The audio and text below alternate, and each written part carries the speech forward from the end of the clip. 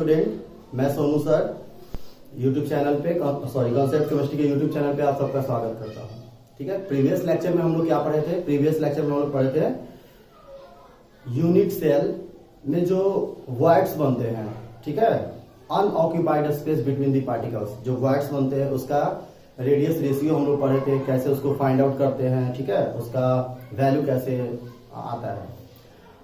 In this session we will study about packing efficiency. ठीक है, इस लेक्चर में हम लोग पढ़ेंगे पैकिंग इफिशियंसी। तो सबसे पहले आपको समझना होगा कि पैकिंग इफिशियंसी होता क्या है।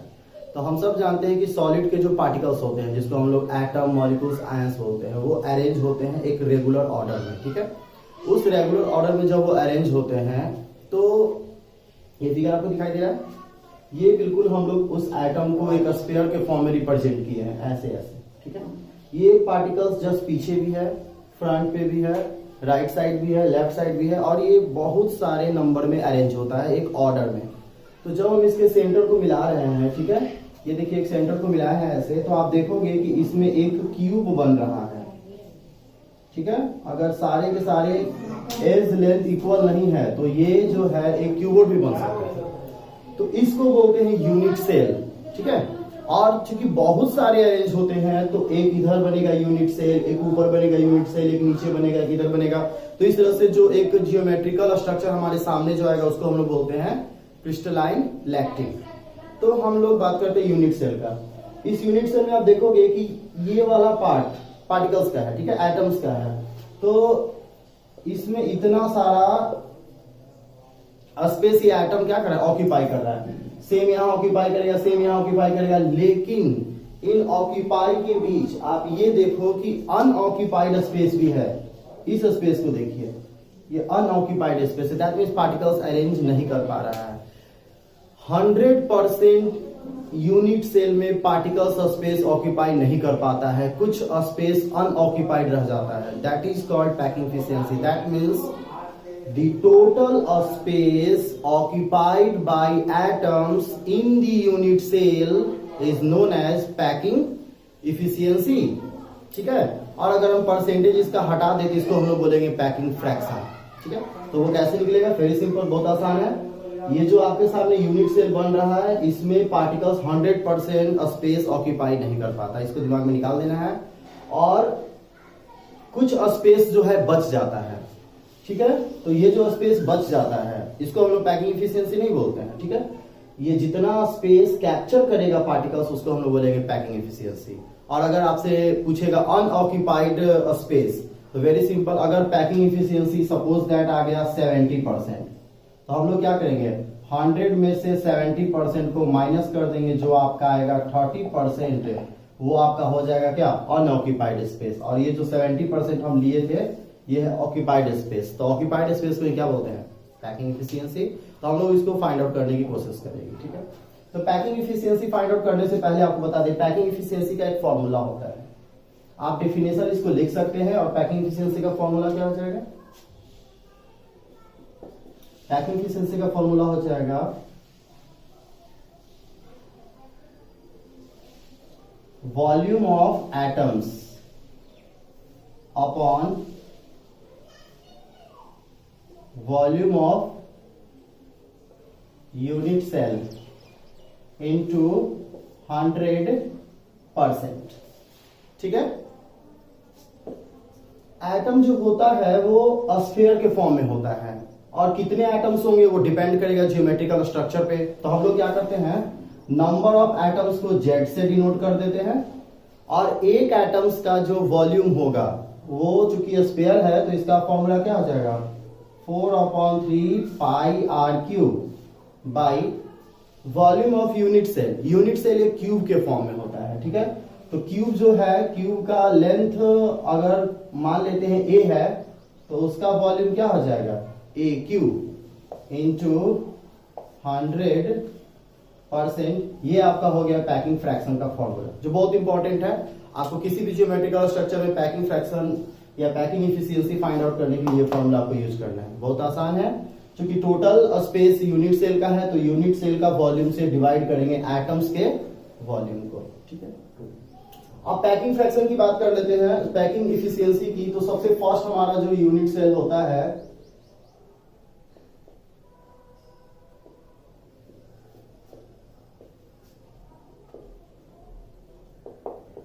सिंपल यूनिट सेल, ठीक है। आप सब पढ़ चुके हो कि यूनिट सेल कितने टाइप्स के होते हैं, 2 टाइप्स के होते हैं, एक सिंपल होता है और एक क्या होता है, सॉरी प्राइमिटिव और नॉन प्राइमिटिव, ठीक है। सिंपल यूनिट सेल और सेंटर्ड यूनिट सेल भी उसको बोलते हैं। तो simple unit cell find out कर लेंगे। उसके बाद जो आपका आएगा सेंटर्ड यूनिट सेल, तो उसमें भी बहुत सारे टाइप्स होते हैं, उसका हम लोग पैकिंग एफिशिएंसी फाइंड आउट करेंगे। तो सबसे पहले हम लोग जानते हैं सिंपल यूनिट सेल है क्या। प्रीवियस लेक्चर में हम बता चुके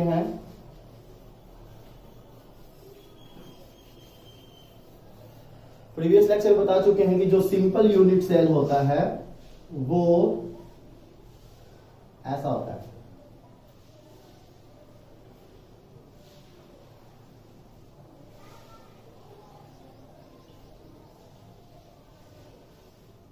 ठीक है। इस सिंपल यूनिट सेल में एटम्स कहां कहां होते हैं, कॉर्नर।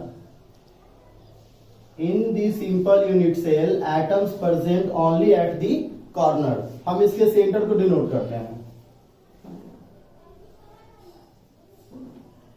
ऐसे,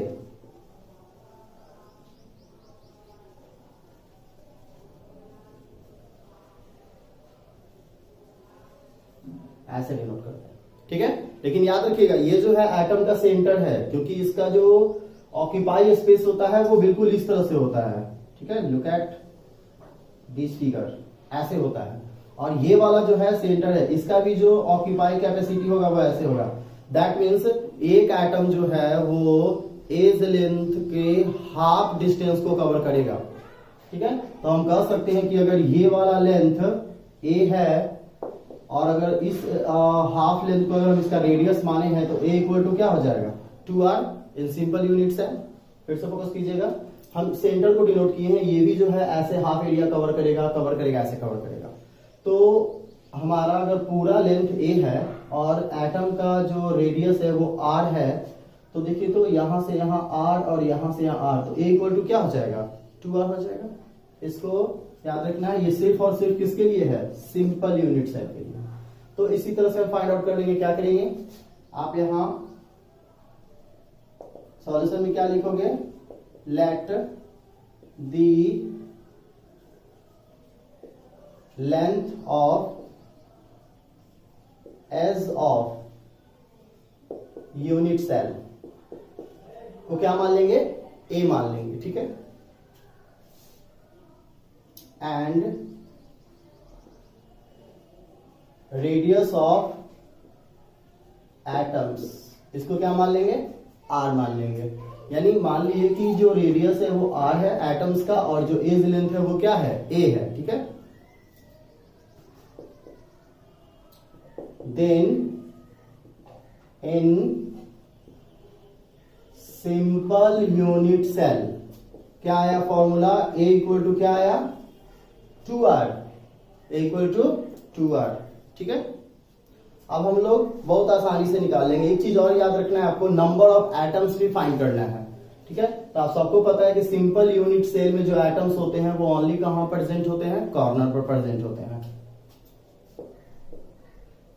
and number of atoms in simple unit cell equal to कितना हो जाएगा, देखो तो हम आपको बता चुके प्रीवियस लेक्चर में कि जो कॉर्नर का एटम होता है वो यूनिट सेल में 1/8 कंट्रीब्यूशन करता है, ठीक है, अपना 8वां भाग ओनली, ठीक है। 7th पार्ट इसका बाहर होता है, दूसरे यूनिट सेल में चला जाएगा, ठीक है। तो 1/8 और टोटल इस तरह से कितना है, 1 2 3 4 5 6 7 8, तो 1/8 इंटू 8 इक्वल टू क्या हो जाएगा, 1। तो number of atoms in simple unit cell will be 1, ठीक है। नाउ पैकिंग फ्रैक्शन का फॉर्मूला क्या था, पैकिंग फ्रैक्शन का फॉर्मूला अभी हम लिखवाए थे थोड़ा देर पहले, z into 4/3 pi r cube by a cube into 100%, ठीक है। इसको मिटा रहे हैं, तो आप यहां देखो तो पुट करते हैं यहाँ पे हम पैकिंग फ्रैक्शन के लिए, क्या आ जाएगा, z का वैल्यू कितना है मेरा, number of atoms 1 4/3 pi r cube by a cube, और a इक्वल टू क्या आया था 2r। याद रखिएगा, अगर आप एज लेंथ और रेडियस में रिलेशन नहीं निकाल पाओगे तो ये वाला टर्म सॉल्व कैसे होगा, तो ये आपको फाइंड आउट करना होगा। 2r क्या आ जाएगा, क्यूब इंटू 100%। आप इसको आसानी से सॉल्व कर सकते हैं। ये क्या हो जाएगा, 8r क्यूब इंटू 100%। ये और ये कैंसिल हो जाएगा। आप इसको सॉल्व करोगे तो योर आंसर विल बी 52.4%। ये एक मैथमेटिक कैलकुलेशन है, आप इसको आसानी से कर लोगे तो जो आपका रिजल्ट आएगा वो क्या आएगा, 52.4%। तो इस तरह से हम लोग पैकिंग फ्रैक्शन किसका निकालेंगे, सिंपल यूनिट सेल का। फिर से बता दें, what is packing fraction. Packing fraction is packing fraction is the ratio of occupied space by the atoms in the unit cell। किसी भी यूनिट सेल में पार्टिकल्स जो होते हैं, एटम्स जो होते हैं, जो जितना भी स्पेस को ऑक्यूपाई करते हैं, that is called packing efficiency. और अगर हम इसका परसेंटेज शो करें तो पैकिंग इफिशियंसी हो गया, परसेंटेज को अगर हम हटा देते हैं तो जो आपका आंसर आएगा 52.4, ये हो गया पैकिंग फ्रैक्शन। तो फ्रैक्शन होगा 52.4 और इफिशियंसी होगा 52.4%। ठीक है, इस तरह से हम लोग क्या करेंगे, सेंट्रल यूनिट सेल जिसको नॉन प्राइमेटिव यूनिट सेल बोलते हैं, उसमें भी हम लोग पैकिंग इफिशियंसी फाइंड आउट करने की कोशिश करेंगे। इसको आप अच्छे से क्या करोगे, नोट कर लोगे। Now we will find packing efficiency of face central unit cell, FCC. आपको बताया था कि यूनिट सेल 2 टाइप्स के होते हैं, कौन कौन, simple unit cell, it is also known as primitive unit cell. Second one is central unit cell, it is also known as non primitive unit cell. ठीक है, तो non primitive unit cell has 3 types. First one is face central unit cell, body central unit cell, and third is in central unit cell. तो हम लोग क्या करेंगे, central unit cell में FCC में पैकिंग इफिशियंसी फाइंड आउट करने की कोशिश करेंगे। तो सबसे पहले आपको माइंड में ये रखना होगा कि एफसीसी है क्या, किस तरह का जियोमेट्रिकल स्ट्रक्चर है और उसमें एटम्स कहां होते हैं, क्योंकि बिना एटम्स का आप पैकिंग इफिशियंसी कैसे फाइंड आउट करोगे। तो प्रीवियस लेक्चर में हम बताए थे कि एफसीसी जो होता है,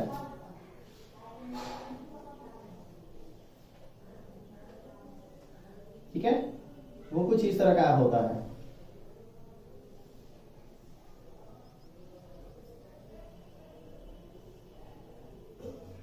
ठीक है, यूनिट सेल तो है, एफसीसी में एटम्स कहां का होता है, एट द कॉर्नर,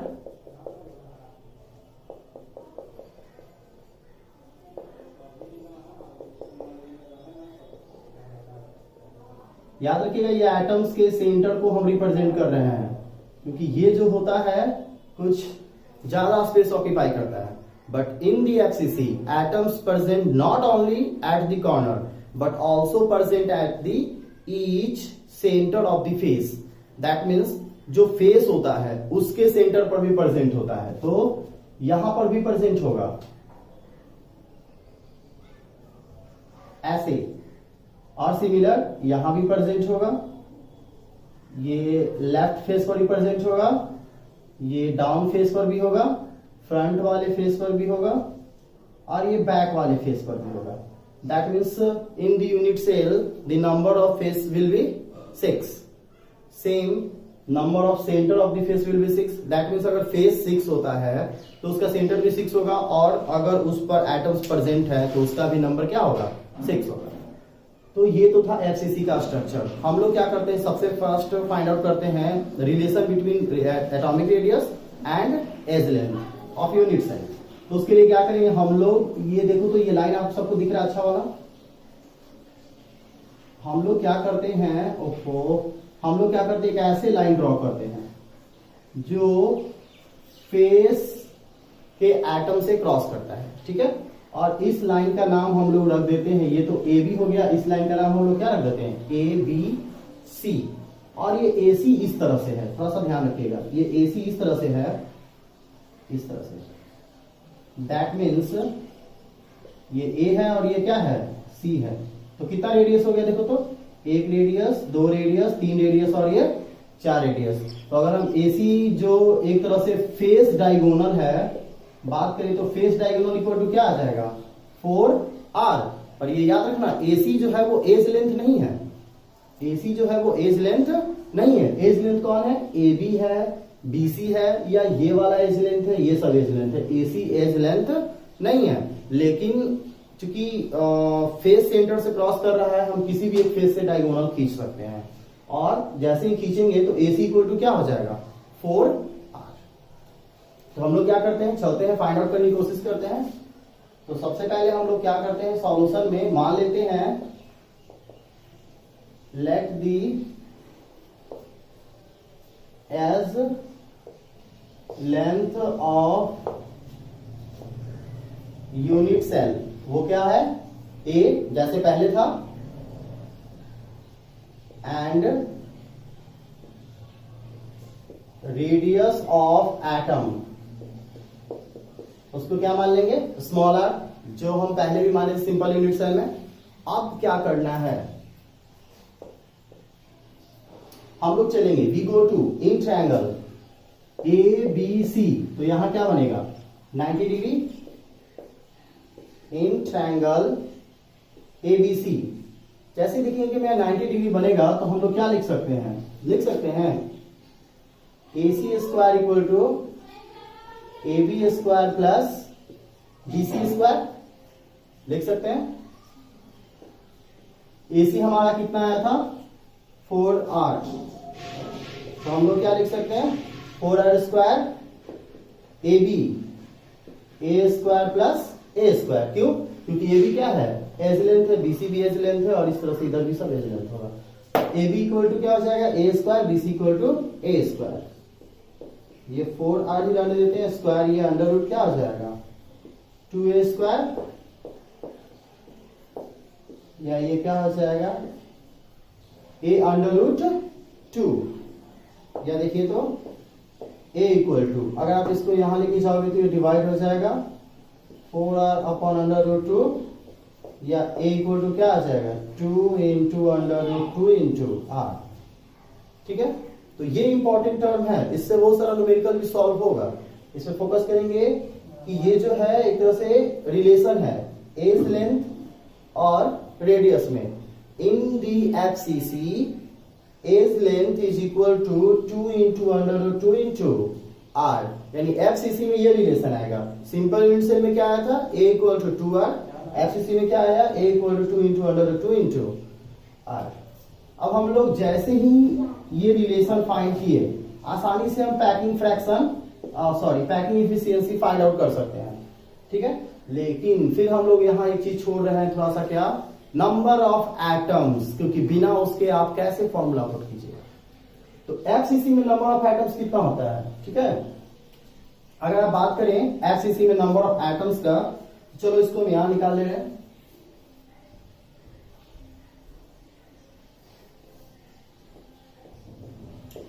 यह आ जाएगा 2 into under root 2 into R। ठीक है, now the number of atoms, कितना होगा नंबर ऑफ एटम्स FCC में। प्रीवियस लेक्चर पे आप जाइए, वहां पर आपको बताया गया है कि नंबर ऑफ एटम्स FCC में 4 होता है। यहां पर भी हम आपको बता देते हैं कि एटम्स है कहां, कॉर्नर पर है। तो कॉर्नर पर क्या होगा 1/8 into 8 plus not only at the corner but also present at the face, each centre face. तो सेंटर फेस पे जो एटम का कंट्रीब्यूशन होता है वो कितना होता है 1/2, और टोटल फेस कितना है 6। तो 1/8 इंटू 8 को अगर आप सॉल्व करोगे तो आएगा टोटल आपका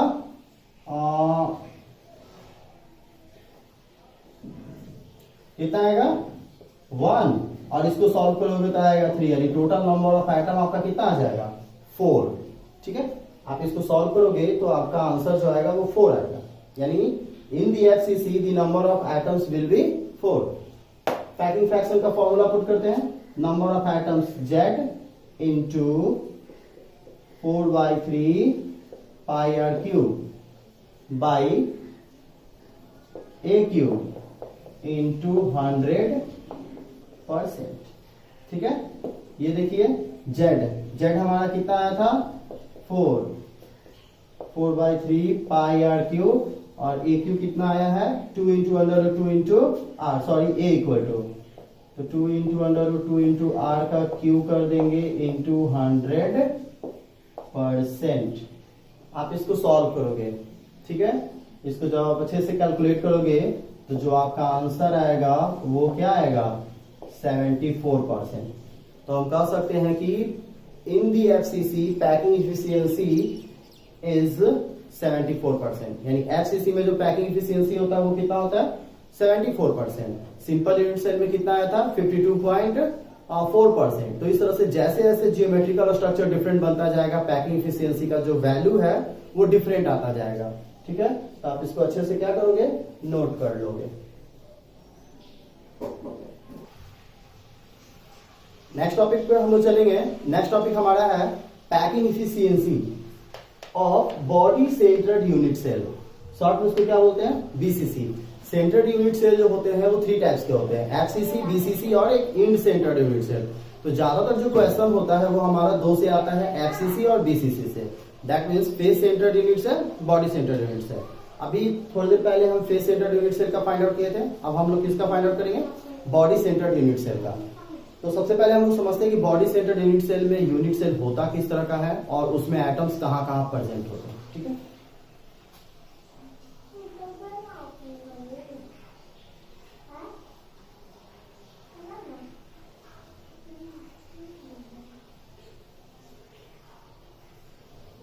एक यूनिट सेल है, ठीक है, इसमें एटम्स कहां कहां होंगे कॉर्नर पर,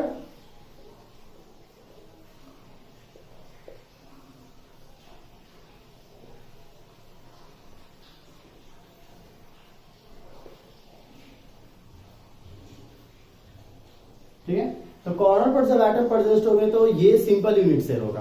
पर अगर कॉर्नर के अलावा कहीं पर भी प्रेजेंट होते हैं, beside the corner atoms present any position in the unit cell, that is called central unit cell और नॉन प्राइमिटिव यूनिट सेल। तो नॉन प्राइमिटिव यूनिट सेल तब कहलाएगा जब एटम्स कॉर्नर के अलावा कहीं पर भी हो।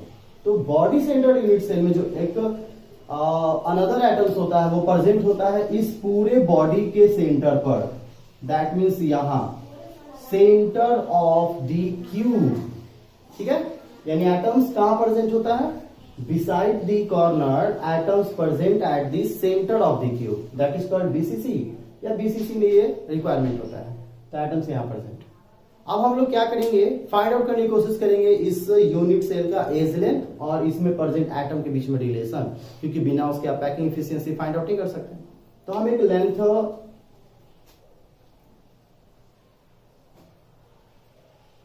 ऐसे बनाते हैं, ठीक है, ये हो गया आपका ए, ये हो, अच्छा एक और एक ऐसे भी बना देते हैं, ये हो जाएगा आपका ए, ये हो जाएगा बी, ये सी और ये कर देते हैं आपका डी। ठीक है, यहां 2 हम डायगोनल खींचे हैं, एक हम खींचे हैं एसी जिसको हम लोग बोलते हैं फेस डायगोनल, और एक हम लोग खींचे हैं आपका वेट वेट वेट वेट, ये तो थोड़ा मिस्टेक हो गया, हम लोग यहां से नहीं खींचते हैं। इसलिए नहीं खींचते हैं क्योंकि इस लेंथ को हम लोग, सॉरी इस वर्टेक्स को हम लोग किसी से ऐड नहीं किए हैं। हम लोग क्या करते हैं इसको ऐसे मिला देते हैं, ठीक है, ऐसे, और डी को यहां कर देते हैं। इससे क्या होगा कि डिफरेंट डिफरेंट पॉइंट्स, हमको ज्यादा पॉइंट्स नहीं लेना होगा, ऐसे हमको फिर एक और पॉइंट्स लेना होता उसको भी ऐड करना होता। फिर से देख लीजिए, कोई ज्यादा मिस्टेक नहीं हुआ यहाँ पे। एक यूनिट सेल लिए, ठीक है, एक सिंपल सॉरी यूनिट सेल में अगर एटम्स कॉर्नर पर प्रेजेंट है तो वो सिंपल यूनिट सेल कहलाएगा। कॉर्नर के अलावा अगर किसी दूसरी पार्ट में है तब जाके वो सेंटर्ड यूनिट सेल कहलाएगा। और अगर वो अनदर पार्ट इस पूरे यूनिट सेल का बॉडी का सेंटर है तब वो क्या कहलाएगा बीसीसी कहलाएगा। ठीक है, तो बीसीसी यूनिट सेल में सेंटर पर प्रेजेंट है। हम एक लेंथ ड्रॉ किए हैं एसी जिसको हम लोग बोलते हैं बॉडी डायगोनल, और एडी की है जिसको बॉडी डायगोनल बोलते हैं, और एक और एसी की है जिसको फेस डायगोनल बोलते हैं। ठीक है,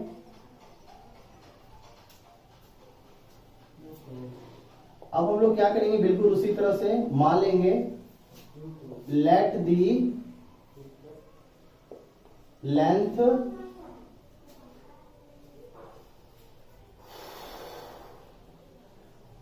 edge length of unit cell, उसको क्या मान लेंगे, a and radius of atoms, उसको क्या मान लेंगे, स्मॉल एम। ठीक है, then we go to in triangle ABC. ठीक है, अच्छा ट्रायंगल एबीसी जाने से पहले हम आपको कुछ और टर्म बता दें। यहां पर जो एडी है वो बिल्कुल इस तरह से है। ठीक है, ऐसे है, ऐसे ए है और ये डी है। दैट मीन्स अगर हम टोटल एडी की बात करें तो एडी इक्वल टू क्या हो जाएगा, 4r, यानी जो बॉडी डायगोनल होगा वो क्या हो जाएगा, 4r के इक्वल हो जाएगा। ठीक है, तो इन ट्रायंगल एबीसी देखो तो यहां 90 डिग्री है, तो क्या हो जाएगा, ये हो जाएगा AC square equal to AB square plus BC square. AC हमें नहीं पता है कितना है, तो ये हम क्या करेंगे, अंडर रूट AB तो हमें पता है, A square plus A square, या हम बोल सकते हैं AC इक्वल टू क्या आ जाएगा, आपका आ जाएगा, इसको आप सॉल्व करोगे तो A अंडर रूट 2 आ जाएगा। ठीक है, एंड इन ट्रायंगल हम लोग जाएंगे इसमें ACD में, ACD देखिए तो यहां भी क्या है, 90 डिग्री ही होगा, और ये बॉडी डायगोनल है, तो हम इसको लिख सकते हैं AD square equal to AC square plus CD square. ठीक है, AD का वैल्यू अभी फाइंड आउट किए, कितना फाइंड आउट किए, 4r। AC क्या है, A अंडर रूट 2 का स्क्वायर, और CD भी है एक तरह से edge length of the unit cell, that means A square. ठीक है, इसमें थोड़ा सा आपको ध्यान देना है कि AC का वैल्यू हम निकाले हैं A अंडर रूट 2, क्योंकि जो हमारा AB है वो बॉडी डायगोनल है, बॉडी के इनसाइड जा रहा है, तो सबसे पहले हमको AC फाइंड आउट करना ही होगा, तब जाकर AD का वैल्यू हम क्या करेंगे, पुट करेंगे। AD का वैल्यू 4r स्क्वायर है, AC हम निकाले A अंडर रूट 2, और AC का वैल्यू यहाँ पुट कर दिए, जिससे क्या होगा कि रेडियस और एज लेंथ में रिलेशन निकलेगा इन BCC स्ट्रक्चर। तो ये क्या हो जाएगा, 4r, आप इसको सॉल्व करोगे तो ये हो जाएगा आपका 2a square plus A square, that means 4r equal to ये क्या हो जाएगा, A अंडर रूट 3 हो जाएगा। ठीक है, या A इक्वल टू क्या हो जाएगा, 4r बाई अंडर रूट 3। तो ये है एज लेंथ और रेडियस में रिलेशन, यानी in the BCC structure edge length of unit cell is equal to 4 by under root 3 into r, यानी 4 बाई अंडर रूट 3 के मल्टीपल के क्या होता है, इक्वल होता है। अब बात करते हैं नंबर ऑफ एटम्स का। तो प्रीवियस लेक्चर में बता चुके हैं कि जो नंबर ऑफ एटम्स होता है BCC में,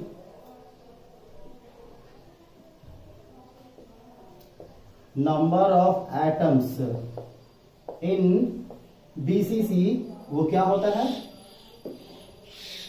2 होगा। लेकिन कैसे 2 होगा ये देखिए, तो कॉर्नर पर है, कॉर्नर पर 1/8 into 8 plus beside the corner atoms present at the body. और आप सबको पता है कि जो बॉडी का सेंटर होता है वो एटम किसी अनदर यूनिट सेल में कंट्रीब्यूट नहीं करता है, तो उसका कैलकुलेशन हम लोग क्या लेते हैं, 1। तो टोटल कितना आ जाएगा 2। अब पैकिंग फ्रैक्शन की बात करते हैं या पैकिंग इफिशियंसी की। तो पैकिंग इफिशियंसी का फॉर्मूला क्या होता है? और फॉर्मूला होता है Z into 4/3 pi are cube by a cube into 100%। ठीक है, स्पेस की कमी है, हम इसको डस्ट करते हैं। ठीक है, तो आप देखोगे जैसे ही हम इस पे वैल्यू पुट करते हैं Z इक्वल टू 2, ठीक है, ये तो 4/3 है, इसको ऐसे ही छोड़ देंगे। पाई आर क्यूब जो हमारा ए क्यू है उसका वैल्यू हमारे पास कितना आया था? ए का वैल्यू 4r/√3 का, इसको क्या कर देंगे क्यूब इंटू 100%। ठीक है, आप इसको कैलकुलेट करोगे तो आपका जो पैकिंग इफिशियंसी आएगा वो आएगा कितना? 68%। ठीक है, सॉल्व तो आप आसानी से कर लोगे। ठीक है, छोटा मोटा मैथमेटिक कैलकुलेशन है। पाई का वैल्यू आपको पता है क्या होता है? 3.14 या 22/7 आप पुट कर सकते हैं, तो आपका आंसर अप्रोक्सीमेट आएगा 68%। तो ये था packing fraction in BCC unit cell. तो इस तरह से पैकिंग इफिशियंसी, पैकिंग फ्रैक्शन आप आसानी से फाइंड आउट करोगे। उसके बाद ए और आर में जो रिलेशन है इसके बेस पे आप बनाओगे क्या? बहुत सारा न्यूमेरिकल। ठीक है, तो अभी आप इसको अच्छे से नोट कर लो। नेक्स्ट लेक्चर में हम आप लोग के लिए बहुत सारा न्यूमेरिकल लाएंगे, आप उसको सॉल्व करोगे। सॉल्व करने के साथ साथ उसके बेस पे बहुत सारा न्यूमेरिकल को भी क्या करोगे? बनाओगे। बहुत अगर कोई प्रॉब्लम होता है तो आप हमारे कमेंट सेक्शन में नीचे लिख सकते हैं या हमारे पर्सनल नंबर पे आप हमको व्हाट्सअप कर सकते हैं, जिससे हम आपको ज्यादा से ज्यादा सॉल्व करके आप बेटरमेंट पहुंचा सकें। पर स्टूडेंट चैनल को सब्सक्राइब जरूर कीजिए, वीडियो पर लाइक तो करना ही है। साथ साथ अगर कोई आपको प्रॉब्लम नजर आता है related to me, related to points, related to video, तो प्लीज इसको आप क्या कीजिए, कमेंट सेक्शन में लिखिए, हमारे नंबर पर लिखिए, जिससे हम आपको अच्छे से इंप्रूव करके वीडियो दे सकें। तो थैंक यू। आप इसको अच्छे से क्या करोगे? नोट कर लो।